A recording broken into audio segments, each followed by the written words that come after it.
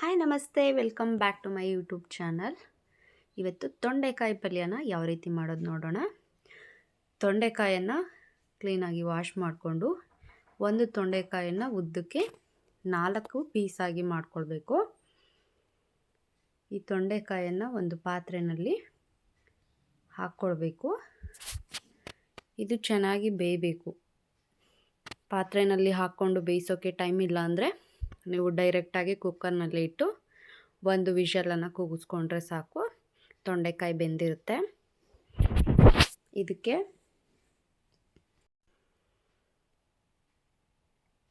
ಸ್ವಲ್ಪ ಉಪ್ಪು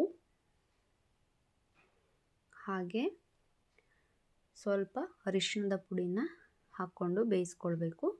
ಕುಕ್ಕರ್ನಲ್ಲಿ ಬೇಯಿಸ್ಕೊಳ್ತಿದ್ರೆ ಕೂಡ ಅಷ್ಟೇ ಸ್ವಲ್ಪ ಉಪ್ಪು ಹಾಗೆ ಅರಿಶಿಣನ ಸೇರಿಸ್ಕೊಂಡು ಬೇಯಿಸ್ಕೊಳ್ಬೇಕು.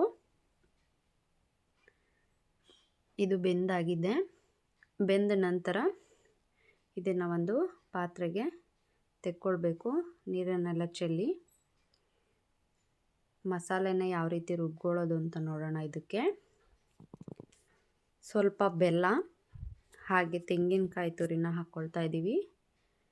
ಇದು ಮದುವೆ ಮನೆಗಳಲ್ಲಿ ಮಾಡ್ತಾರಲ್ಲ ಆ ರೀತಿಯಾದಂಥ ಒಂದು ತೊಂಡೆಕಾಯಿ ಪಲ್ಯ. ತುಂಬಾ ಚೆನ್ನಾಗಿರುತ್ತೆ. ಚಪಾತಿ, ರೊಟ್ಟಿ ಎಲ್ಲದಕ್ಕೆ ಕೂಡ. 1 ಟೇಬಲ್ ಸ್ಪೂನ್ನಷ್ಟು ಸಾಸಿವೆನ ಹಾಕ್ಕೊಳ್ತಾ ಇದ್ದೀನಿ. ಅರ್ಧ ಟೇಬಲ್ ಸ್ಪೂನಷ್ಟು ಜೀರಿಗೆ,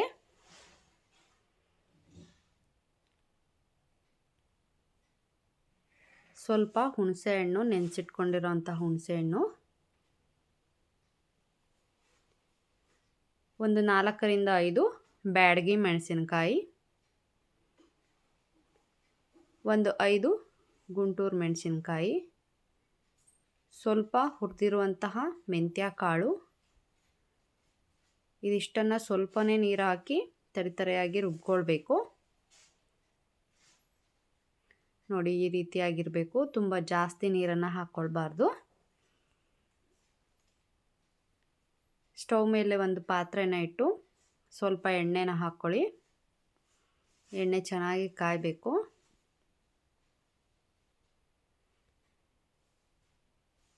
ಎಣ್ಣೆ ಕಾದ ನಂತರ ಸ್ವಲ್ಪ ಸಾಸಿವೆ,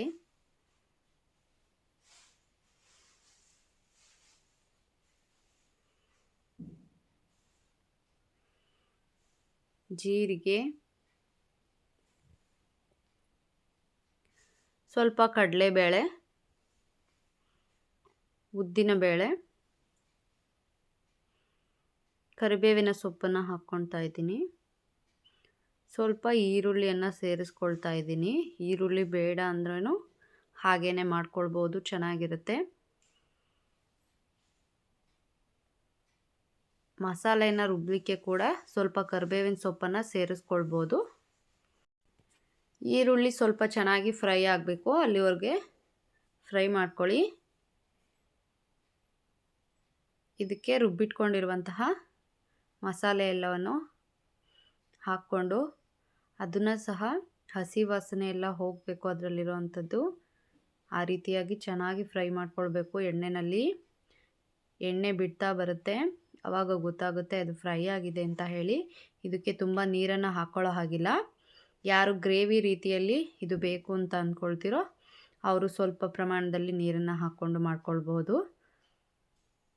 ಈ ರೀತಿಯಾಗಿ ಚೆನ್ನಾಗಿ ಫ್ರೈ ಮಾಡ್ಕೊಳ್ಬೇಕು ಇದನ್ನು.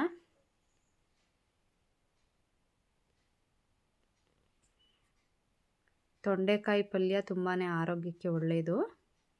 ಸೊ ಇದು ಹಳ್ಳಿಗಳಲ್ಲಿ ಕಾಮನ್ ಆಗಿ ಮನೆಗಳಲ್ಲಿ ಹಿತ್ತಲಲ್ಲಿ ಎಲ್ಲ ಸಿಗುತ್ತೆ. ಸೊ ಆದಷ್ಟು ಯಾರಿಗೆಲ್ಲ ಇದು ಅವೈಲೇಬಲ್ ಇದೆ ಚೆನ್ನಾಗಿ ಇದನ್ನು ಉಪಯೋಗಿಸಿ. ಇದಕ್ಕೆ ಸ್ವಲ್ಪ ಹುಣಸೆ ಹಣ್ಣಿನ ರಸನ ಕೂಡ ಈ ಟೈಮ್ನಲ್ಲಿ ಹಾಕ್ಕೊಂಡು ಬೇಯಿಸಿರೋಂತಹ ತೊಂಡೆಕಾಯಿನ ಸೇರಿಸಿ ಚೆನ್ನಾಗಿ ಮಿಕ್ಸ್ ಮಾಡ್ಕೊಳ್ಬೇಕು. ಸೊ ತೊಂಡೆಕಾಯಿ ಬೇಯಿಸೋವಾಗನೇ ಉಪ್ಪು ಹಾಕಿದ್ದೀವಿ. ಇವಾಗ ಇನ್ನೂ ಸ್ವಲ್ಪ ಉಪ್ಪು ಬೇಕಂದರೆ ಸೇರಿಸ್ಕೊಳ್ಬೋದು.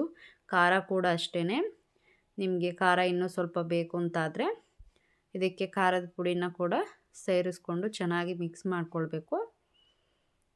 ಎಲ್ಲದೂ ಕೂಡ ಈ ಮಸಾಲೆ ತೊಂಡೆಕಾಯಿ ಜೊತೆಯಲ್ಲಿ ಚೆನ್ನಾಗಿ ಹೊಂದ್ಕೊಳ್ಳೋ ಅಂಥ ರೀತಿ. ಸೊ ತೊಂಡೆಕಾಯಿ ಪಲ್ಯ ಮದುವೆ ಮನೆಗಳ ಶೈಲಿ ರೀತಿಯಲ್ಲಿ ರೆಡಿಯಾಗಿದೆ. Thanks for watching. ವಿಡಿಯೋ ಇಷ್ಟ ಆದರೆ ಲೈಕ್ ಮಾಡಿ, ಕಮೆಂಟ್ ಮಾಡಿ.